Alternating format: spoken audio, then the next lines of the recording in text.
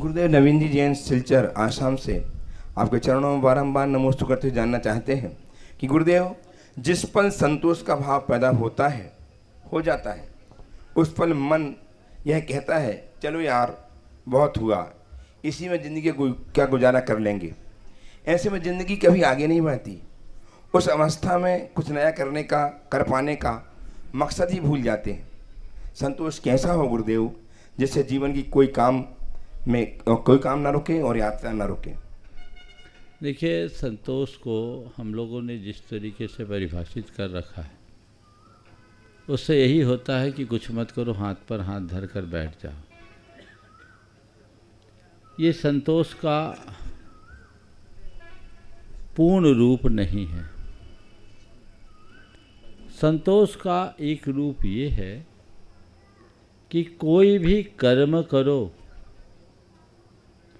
उसके परिणाम में संतोष रखो।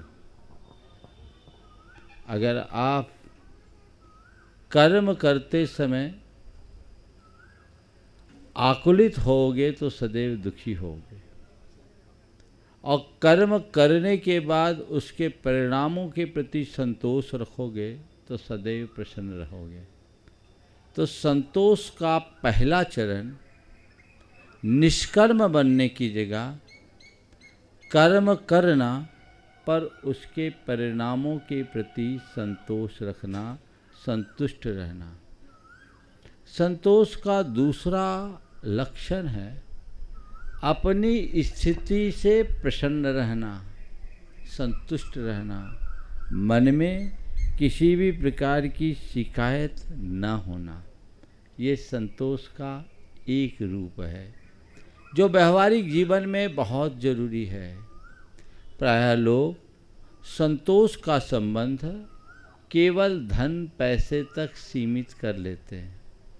निश्चित धन पैसे की तृष्णा पर भी अंकुश अपेक्षित है, पर संतोष केवल धन पैसे के मामले में नहीं, संतोष हर मामले में होना चाहिए।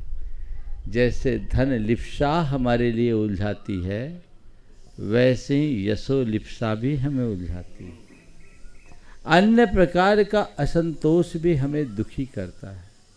तो कर्म करो, परिणाम के प्रति सहज रहो, यही संतोष का व्यवहारिक अर्थ समझना चाहिए।